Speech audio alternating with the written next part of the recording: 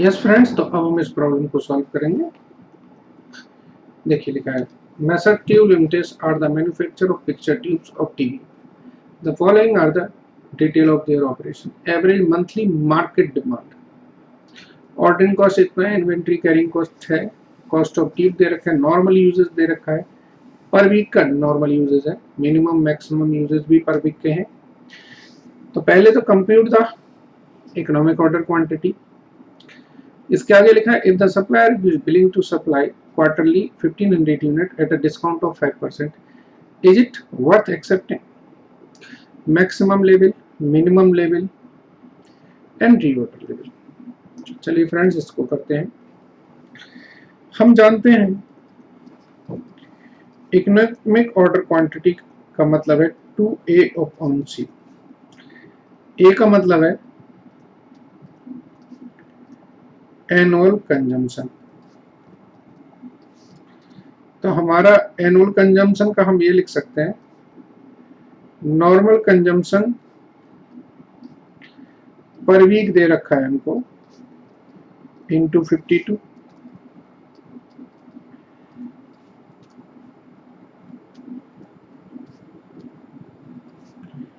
ये एक ही वैल्यू आ गई। अब यहाँ पर ध्यान दीजिए, यहाँ पर डिमांड दी हुई है 2000 यूनिट्स की। तो डिमांड का मतलब ये नहीं है कि हमने कंजम्पशन भी 2000 यूनिट का करा, मार्केट डिमांड है 20,000 भी हो सकती है।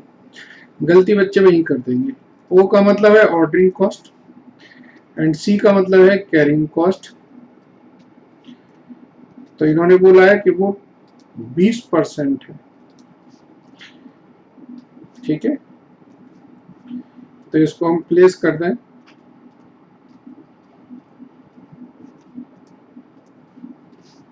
तो ये वैल्यू आएगी 102 यूनिट। ये अप्रोक्सीमेटली वैल्यू है। चलिए लिख दें इसके अंदर अप्रोक्स। अब इसी का दूसरा part, if supplier is willing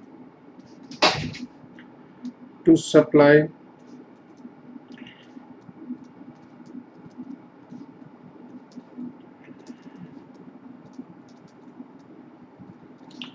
ठीक है ना। तो हम ये देखते हैं, अगर हम इकोनॉमिक ऑर्डर क्वांटिटी पे परचेज करते हैं तो क्या कॉस्ट आती है, और 1500 यूनिट परचेज करते हैं 5% डिस्काउंट, तो क्या कॉस्ट आती है। एनुअल डिमांड, एनुअल कंजम्पशन हमारा है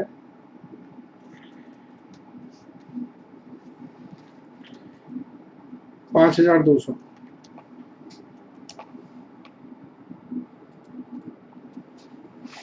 तो दोनों केस में 5200 है। ऑर्डर साइज अब हो गया हमारा 102 एंड यहाँ पे 1500।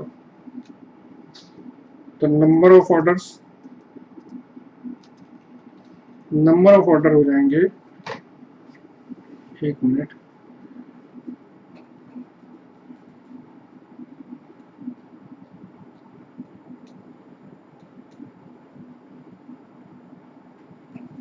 तो ये आ जाएंगे 51 ऑर्डर,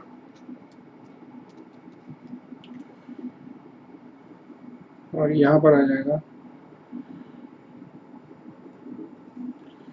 3.47 ऑर्डर, ठीक है। एक्चुअली ये 50.9 है। तो ऑर्डरिंग कॉस्ट हो गई मेरी 51 इंटू 100, 5100, 3.47 इंटू 100, 347। ये तो एक ऑर्डरिंग कॉस्ट हो गई। अब स्टोरेज कॉस्ट की हम बात करें, तो स्टोरेज कॉस्ट जो भी ऑर्डर साइज होगा इसके आधे पे लगेगी। हम ये मान के चलते हैं कि ये एवरेज पे लगेगी।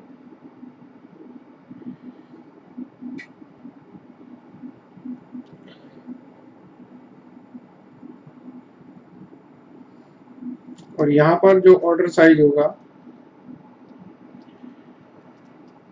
इंटू, अब यहाँ ध्यान देने वाली बात है, यहाँ पर 100 रुपए नहीं है, यहाँ पर प्राइस कितनी है 475 का 20%। 475 कैसे आया, 5% का था ना, यस। सी है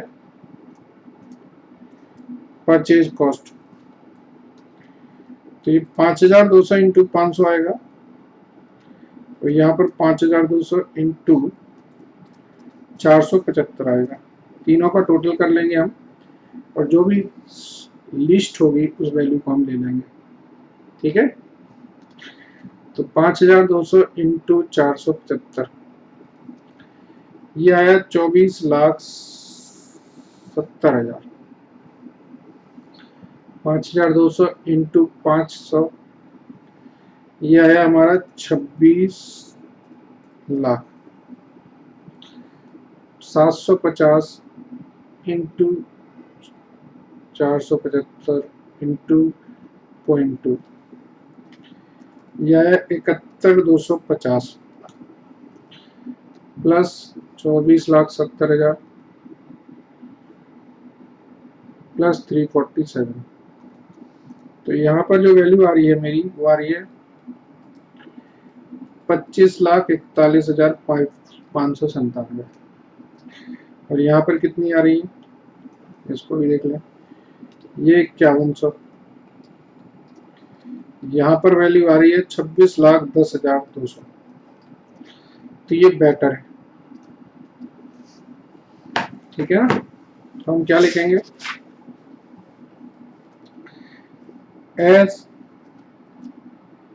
टोटल इन्वेंट्री कॉस्ट, इसको लिखेंगे हम total inventory cost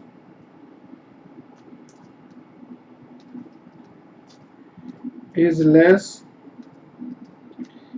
in case of supplier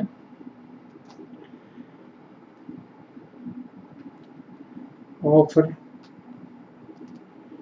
discount, so it is better to purchase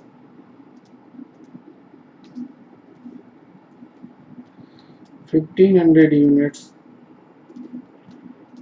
quarterly at 5%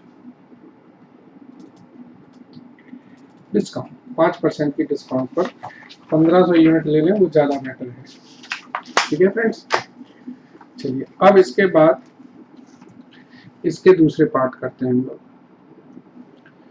अब इन्होंने बोला maximum level, minimum level and reorder level. तो पहले हम निकालते हैं reorder level.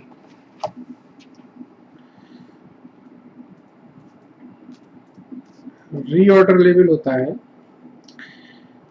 Maximum consumption into maximum reorder period.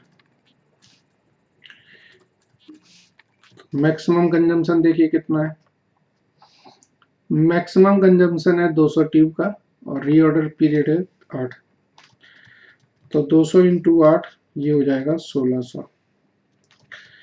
अब हम बात करते हैं मैक्सिमम लेवल की। मैक्सिमम लेवल होता है reorder level plus reorder quantity minus minimum uses into minimum reorder period. तो रीऑर्डर लेवल आपका है 1600, रीऑर्डर क्वांटिटी है 102, मिनिमम यूजेस देखिए कितना है 50 का, और मिनिमम पीरियड है, तो ये आया हमारा 1402। और फिर है हमारा मिनिमम लेवल या मिनिमम स्टॉक। इसका फॉर्मूला होता है reorder level minus average consumption into average reorder period. तो रीऑर्डर लेवल है 1600, एवरेज कंजम्पशन कितनी है? एवरेज कंजम्पशन हो गई 100, या नॉर्मल कंजम्पशन कह सकते हैं। और एवरेज लीड टाइम पीरियड हो गया हमारा 6 और 8 का एवरेज हो गया 7, तो ये हो गई 900 यूनिट।